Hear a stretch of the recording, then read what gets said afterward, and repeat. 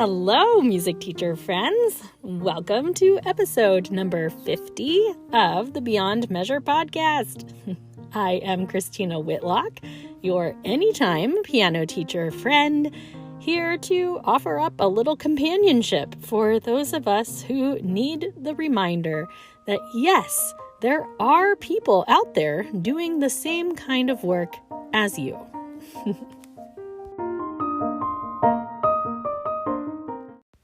Well, friends, usually I like to ask you questions here on this podcast, but as promised last week, today, in celebration of hitting episode number 50, I am going to answer some of your questions.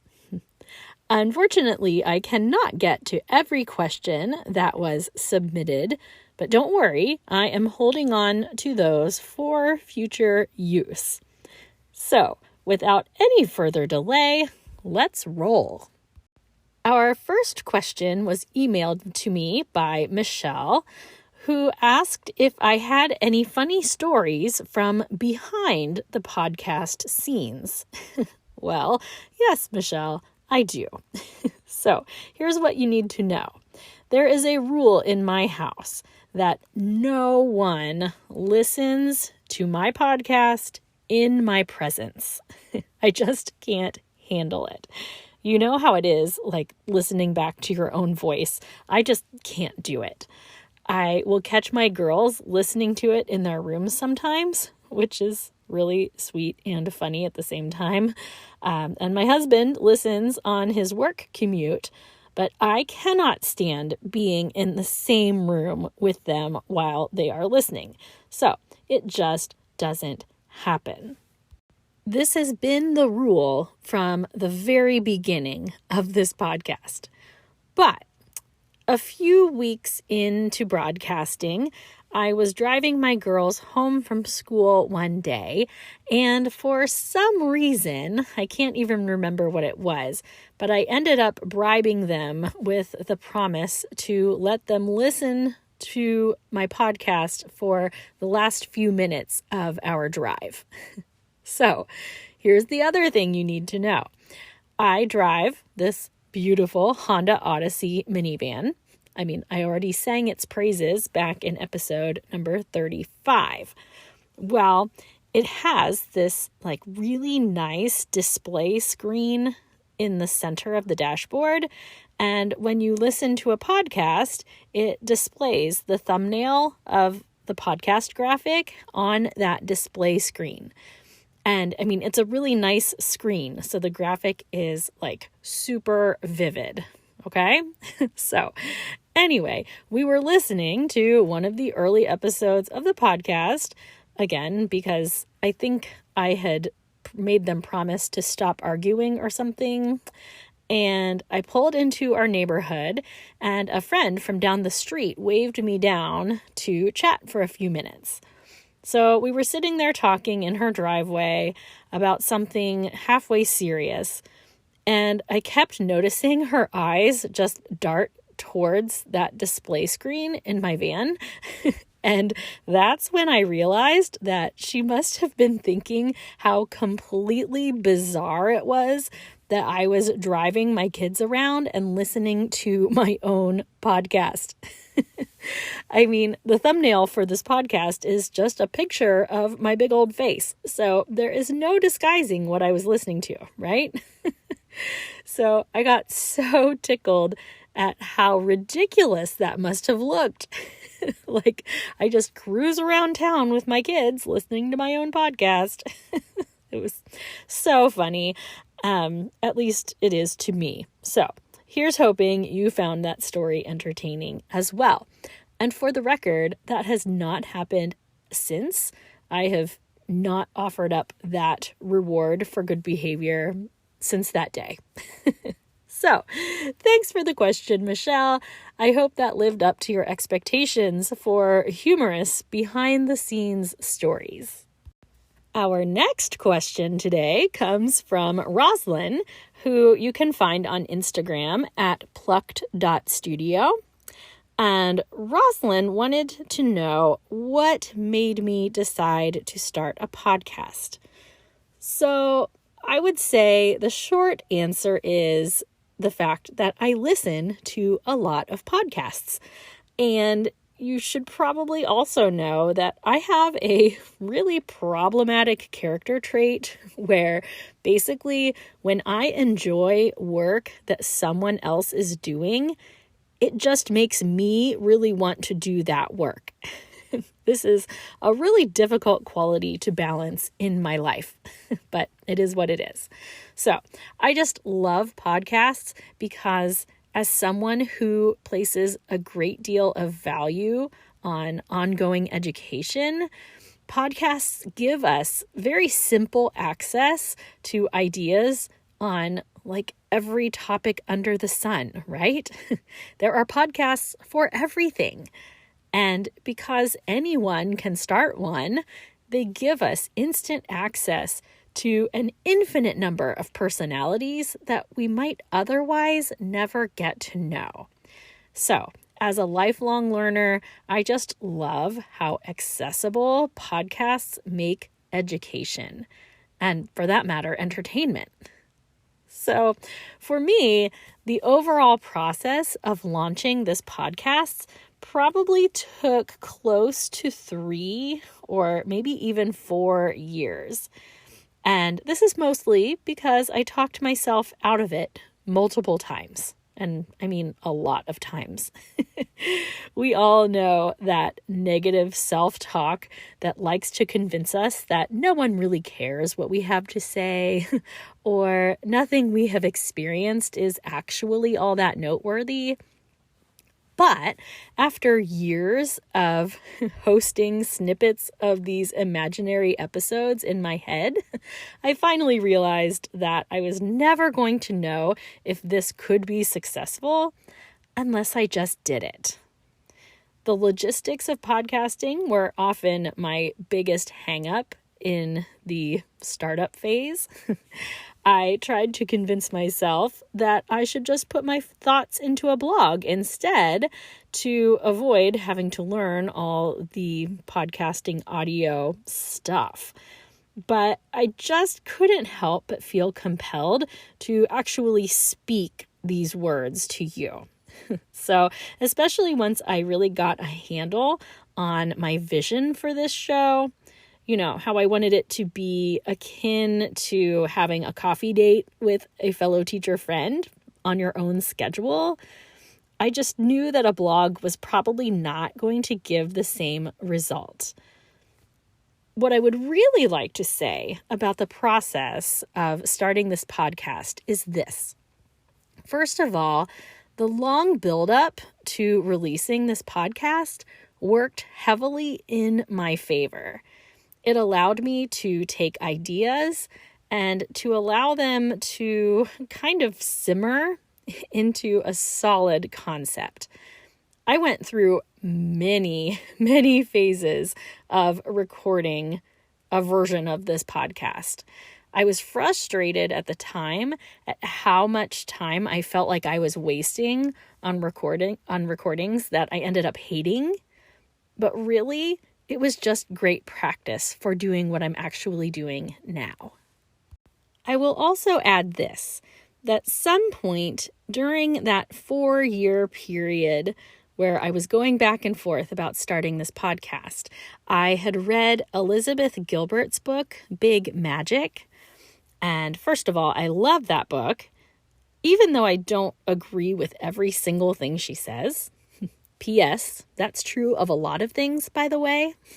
Agreeing with every word a writer puts out there is not actually a prerequisite to enjoy the book. But I digress on that. Anyway, back to Big Magic. Elizabeth proposes this notion that basically ideas find us rather than the opposite. And she basically hypothesizes that if you sit idle on an idea long enough, it will eventually find its way to someone else. Well, I learned a long time ago that there is truly nothing new under the sun when it comes to music teaching. Anytime I feel like I have an original approach to something, I definitely find out it's already been done. And that's really fine. But I also certainly had this distinct feeling that should I not pursue this podcast project, that someone else was eventually going to come along with a similar premise. And my question to myself became, are these excuses for not putting it into the world strong enough to take away that sting that is going to come when I find out that someone else has carried out a similar vision? I realized that it was not going to be worth the heartache of losing ownership over this whole teacher-friend premise that I built. So out into the world it came. So I say all of that to remind you that time is kind of a fickle thing. There are seasons where you should think more and act less. And there are also seasons where, basically it's time to make dinner or get out of the kitchen, if you know what I'm saying. So, Rosalind, I hope that answers your question. Thanks so much for sending it. Question number 3 comes from Jody, who Instagrams over at Colorfully Playing the Piano. And Jody very deeply asked me to describe a non-music related goal that I have for myself. And I'll tell you what, Jody, that is a tough one because I have a list of ambitions a mile long, but most of them do trace back to music in one way or another. So I suppose at the top of my non-music related goals, I have a lot of parenting related goals, things I want to do and instill in my children and in my family. I've got a lot of travel goals. I want to see as much of the world as possible. And I also have a lot of writing goals. So I also have this overarching goal in my life to simply prioritize people over tasks. And that's kind of a personal mantra that I literally repeat to myself multiple times every day. People over tasks. People over tasks. It's such an important reminder to me as a very task-driven person not to get too wrapped up in my to-do list and to always prioritize the people and the relationships in my life that make this world worth living, right? So, I suppose the most concrete answer to the question of what non-music related goals I have would probably involve some kind of writing project. I have a whole bunch of book projects I would like to put together. I would really like to try my hand at copywriting or editing and proofing, but I don't know. When I think about my goals, I just almost always end up thinking in more of a philosophical way. And so I just feel like I have to give a shout out to my personal mantra of people over tasks. So that's where I'll leave that. Last but not least, I have a question from a different Jody. This is Jody with a Y, who asked me what I do with students who do not practice. And wow, Jody, I think you must be reading my mind a little bit because that is precisely what I am talking about in next week's episode. I have really taken notice over probably the past year or so of how far I've come in my approach to lessons regarding student practice. So many teachers will tell you that a student's lesson is essentially worthless if they haven't practiced that week. And of course, no one is arguing that student practice makes a lesson go infinitely smoother. But I'm also recently noticing how strongly I disagree that a student's practice for the week has to be a significant factor in how we spend our time together that week. So, it's most definitely a topic worthy of its own episode, and that's exactly what's happening next week. So, thank you, Jody with a Y, for submitting that question in the first place and affirming that my next episode is a topic that is really needed. So, friends, that is going to wrap us up for my first ever Q&A episode. I had fun with that. I hope you enjoyed listening, and we'll probably try it again sometime. Because it's what we do around here, please humor me in offering up a closing toast to you.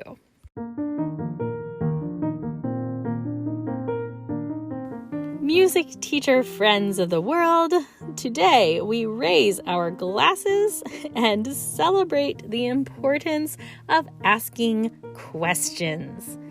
Curiosity is a driving force in what we do. May we never neglect the importance of seeking answers to that which we do not know. And likewise, may we always stay open to the notion that we might possibly be wrong about something.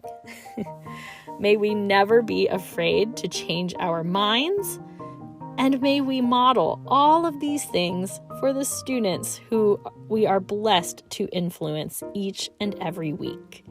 Cheers to you, my very deep-thinking teacher friends. Hear, hear.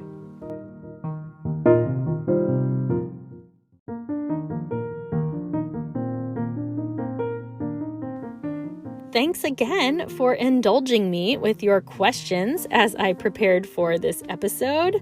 And thank you for listening to episode number 50. 50, can you believe it? As always, come be my social media friend over on Instagram and Facebook. You will find me there at Beyond Measure Podcast.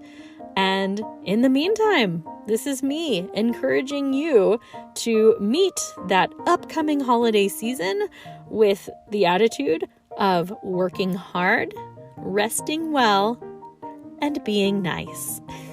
Thanks so much, my friends.